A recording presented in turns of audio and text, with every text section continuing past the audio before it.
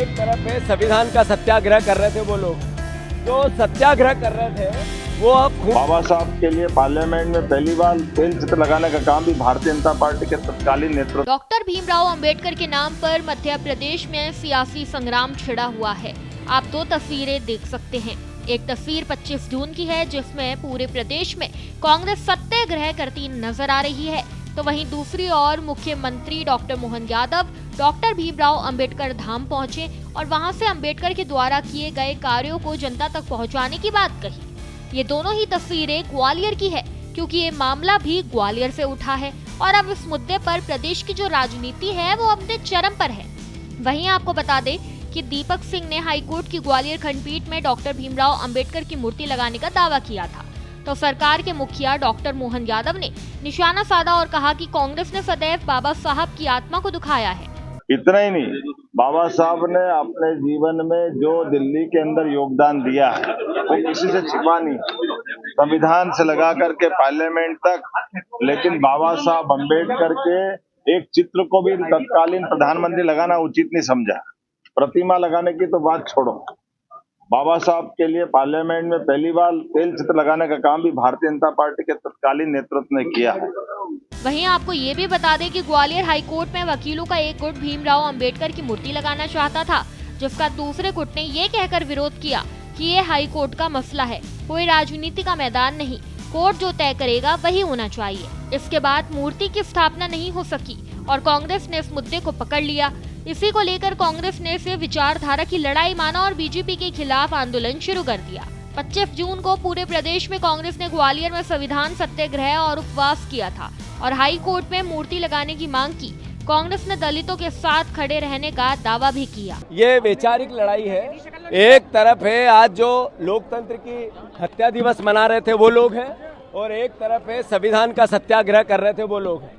जो सत्याग्रह कर रहे थे वो खून की अंतिम बूंद तक कांग्रेस पार्टी का एक एक कार्यकर्ता, इस देश का एक एक देशभक्त नागरिक संविधान की रक्षा के संकल्प के साथ अपने प्राण भी न्यौछावर करना पड़े तो हम इस संकल्प को पूरे सहर्ष स्वीकार करेंगे। मैं फिर से मोहन यादव जी ने जो बात कही कि बाबा साहब अंबेडकर की मृत्यु को लेकर जो भ्रम फैलाया, मैं उनकी निंदा करता हूं। उनसे आग्रह करता हूं कि आपका ये अल्प ज्ञान, ये इतिहास को जिस तरीके से आपने पढ़ा, ये प्रश्न चिन्ह खड़ा करता है। मैं आग्रह करता हूं मोहन यादव जी से, आप शिक्षा मंत्री थे, आप मुख्यमंत्री हैं, आप गृह मंत्री हैं, आप शिक्षा मंत्री होने के बाद आपका इस तरह का अल्प ज्ञान मैसेज देता है कि हमारा मुख्यमंत्री जितना परिपक्व चाहिए था उतना नहीं है। मैं फिर से जहां जहां दलित परिवार के साथी, जहां जहां किसान, जहां जहां गरीब, जहां जहां अन्याय और अत्याचार होगा, कांग्रेस पार्टी विपक्ष की भूमिका निभाएगी। दृढ़ संकल्प के साथ हम एक एक कांग्रेस का कार्यकर्ता हर जगह, हर परिवार का साथी पूरी ताकत से इस भारतीय जनता पार्टी के कुशासन का मुंह तोड़ जवाब देंगे। मैं फिर से एक साथ एकजुट कांग्रेस जनों से आग्रह करता हूं, देशवासियों से, प्रदेशवासियों से आग्रह करता हूं, संविधान की शपथ के साथ बाबा साहब अंबेडकर का सम्मान और संविधान की रक्षा का हम संकल्प लेते हैं।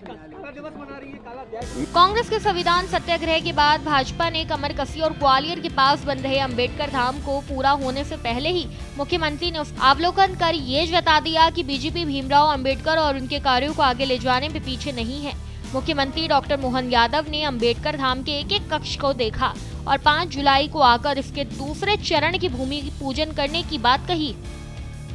उन्होंने ये भी कहा कि अंचल में वे और उनकी पार्टी मिलकर बाबा साहब की इमेज और उनके किए गए कार्य को जनता तक पहुंचाएगी।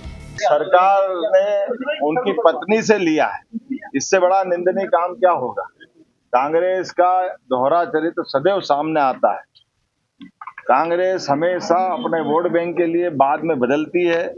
जैसे कि आपातकाल का पाप कांग्रेस के सिर पे था, जब उनने संविधान की एक तरह से हत्या करते हुए कोर्ट ने उनको दीवार किया, कोर्ट ने उनका चुनाव अवैध घोषित किया, बदले में उनने देश को आपातकाल दिया।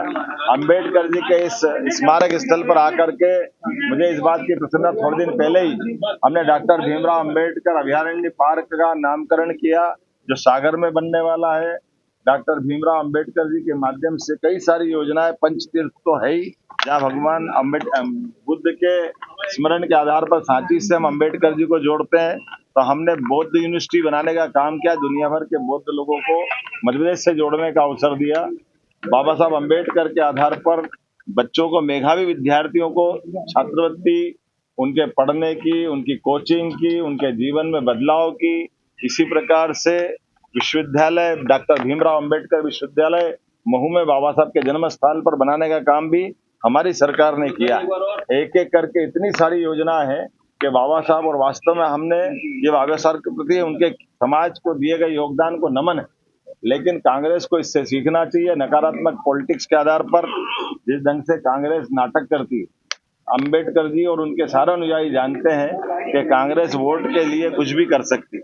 इसलिए कांग्रेस आज घर बैठी हुई है। दिल्ली में तीसरी बार वो घर बैठी, और मध्य प्रदेश में तो 2003-4 के बाद गलती से 1-1.5 साल छोड़ दो, तो कांग्रेस इसीलिए घर बैठी कि वोट की राजनीति नहीं चलेगी। जनता की सेवा करते हुए हमारे महापुरुषों के आदर्श का पालन करे, खासकर भीमराव अंबेडकर जी के जो बताए मार्ग में समता मूलक, समाजवादी सभी वर्गों को लेकर के। फिलहाल तो ग्वालियर चंबल में डॉक्टर अंबेडकर के नाम पर बीजेपी और कांग्रेस की लड़ाई अब पूरे प्रदेश की सियासत का एजेंडा बन गया है। बीजेपी दलित वोट बैंक साधने के लिए लगातार भीमराव अंबेडकर के साथ खड़े होने का दावा कर रही है, तो कांग्रेस अगले होने वाले विधानसभा चुनाव की तैयारियों में अभी से जुट गई है। अंबेडकर मूर्ति विवाद लगातार गहराता जा रहा है और अब ये विवाद जो है राजनीति में तब्दील हो चुका है। ऐसे में भारतीय जनता पार्टी हो या फिर कांग्रेस पार्टी हो, कहीं ना कहीं अभी देखा जाए तो विधानसभा चुनाव में काफी वक्त है।